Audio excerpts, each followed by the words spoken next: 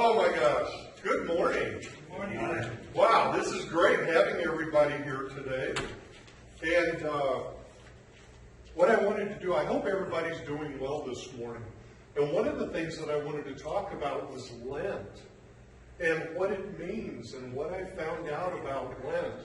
But first, let's go to what's going on. Those of you who haven't seen it, we had about a half page of the Douglas County Gazette. Christian Church of Waterloo, busy with exciting community activities. Members of the Christian Church of Waterloo have been plenty busy recently with several activities and events in the past couple of weeks. The Girls' Night Out with God meets every first Thursday of the month at 6:30, and each month includes positive support, a craft, and or community service project. On February 9th, the women filled 86 blessing bags for women residing at the Sierra Francis House in Omaha. Members of the church donated personal care items, and this is you guys. We couldn't have done this without you. Members donated personal care items, including socks, hats, gloves, and other sorts of treasures to fill the bags. Church members also stayed after church. That's you guys again. Stayed after church that Sunday to create valentines to go with the blessing bags. And then it has the pictures of the people, and it says who they are.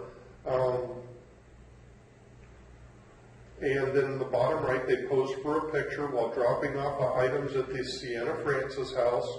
Another recent activity of the church participated in was making Valentine's Day special for many people in the area. Children from the Elevation Station program made Valentines for a 12-year-old girl going through rehab at Madonna in Omaha. The Valentines were delivered along with a stuffed teddy bear. Thank you, John and Jane. And much love from everybody here. And then above right, they have Bryn, Izzy, and McKenna. I think those were not the only three there, but those were the three captured in the picture.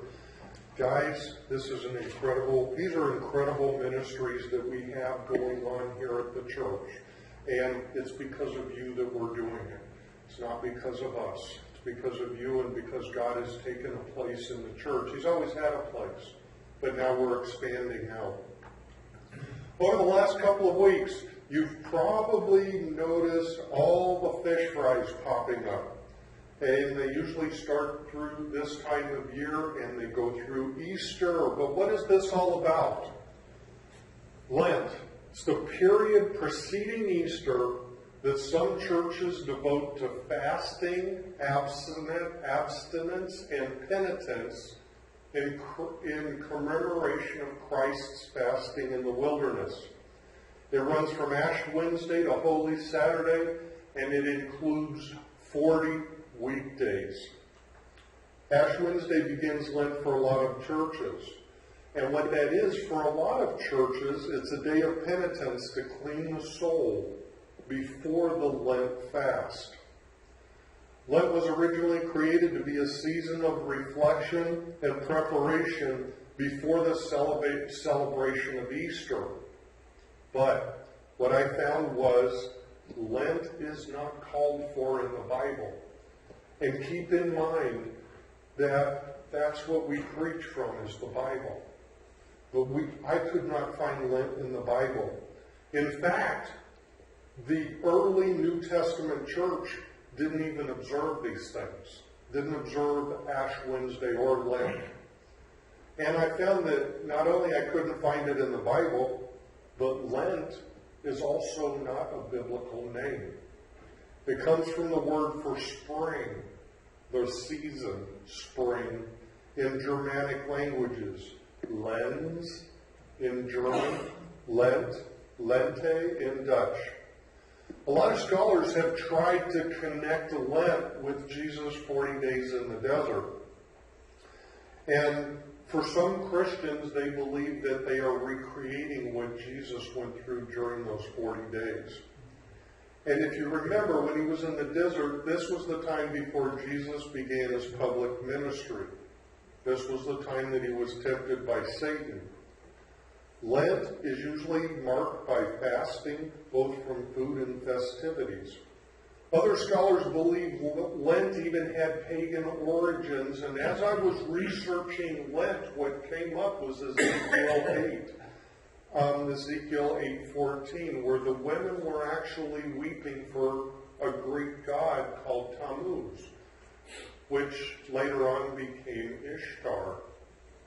Some scholars connect these actions with the celebration of Lent, and some even think that it may have pagan origins rather than Christian origins or origins. And there's a lot of different stories in the Bible. During Lent, you're also going to see a lot of fish fries pop up. It's a great time to eat fish. And what happened is that at one time, the fishing industry was going broke. So the Catholic Church, what they did was they made Friday meatless, meat-free.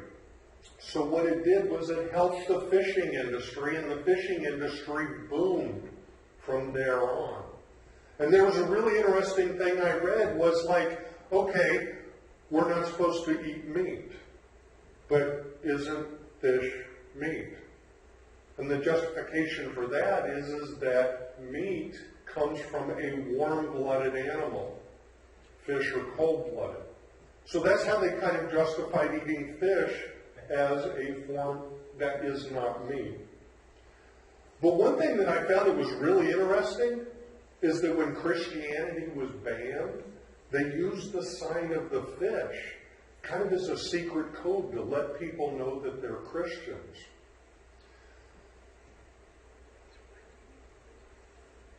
In the 1960s, what had happened was a long time ago when this Meatless Friday came into effect, it was put into effect for every Friday. And then in the 1960s, Pope John Paul VI released the Friday meat ban, but he still kept it in effect for the 40 days during Lent. With the churches that have Friday abstinence, with the churches that have the Friday abstinence rule still in effect, the abstinence can be avoided if you give up something else. If you're not going to give up meat, you have to give up something every Friday, or at least the Friday during Lent. And that's where we come in. Many think of this time of year as a good time for reflection and self-denial of something in their lives. And herein lies the thought for us.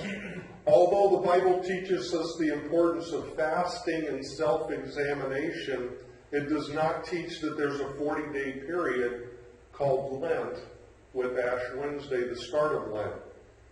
We at the Christian Church of Waterloo seek to follow the customs and practices of the New Testament as indicated at the first line. The purpose of this corporation shall be as revealed in the New Testament. The Latin term, to kind of go into Lent a little bit further, the Latin term for Lent is quadragesima. It means the 40th. It's in reference to a 40-day duration. The thing is Lent does not last 40 days. It actually lasts 46 days. And here's some of the confusion that goes along with Lent. It's because the reason that it's 46 days is because there's a break from fasting on each of the 6 Sundays during Lent. For many modern people, attitudes about Lent have become colored by the increasing popularity of carnival celebrations like Mardi Gras, Fat Tuesday. And originally, the Tuesday before Ash Wednesday was a celebration.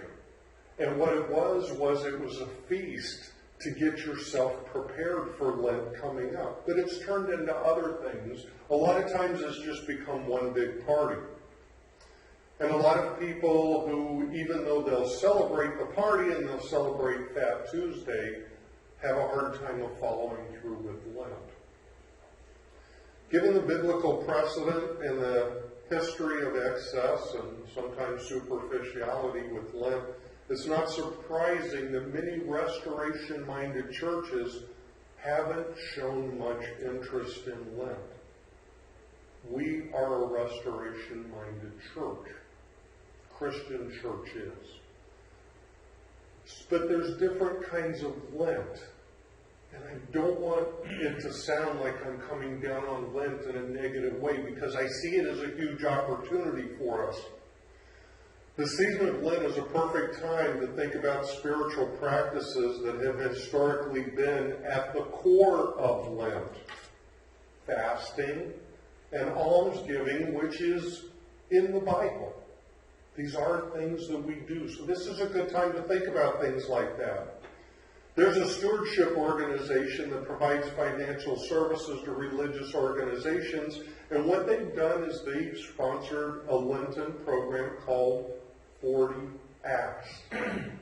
It's about taking a daily challenge, and if you're on our Facebook page, I don't think it's on Ruth's personal, it's on Christian Church of Waterloo. She has something for every day of Lent.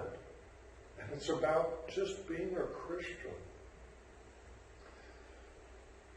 What 40 Acts has come up with is 40 nudges in a generous direction, or 40 blogs to read and ponder during this time.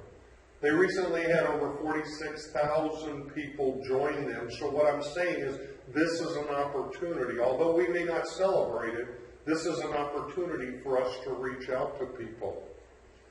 How about create a generosity jar? Save a little bit every day for the purpose of generosity. How about doing an ark? An act of random kindness. Try to find a way to meet someone's need without actually telling them. These are some of the things that we can do during Lent. How about a missional Lent? I don't want you to think anything, like I said, negative about Lent. I want to use Lent-related conversations to talk in a positive way about the relationship with Jesus. Jesus' birth, Jesus' life, Jesus' death, and his resurrection, and the value of true spiritual disciplines. This is also a great time to mobilize ministry outside the walls of the church building during the weeks leading up to Resurrection Sunday. And we have those things going on. We're going to have a celebration about the flood, the survivors of the flood. That's coming up. We're having an Easter egg hunt.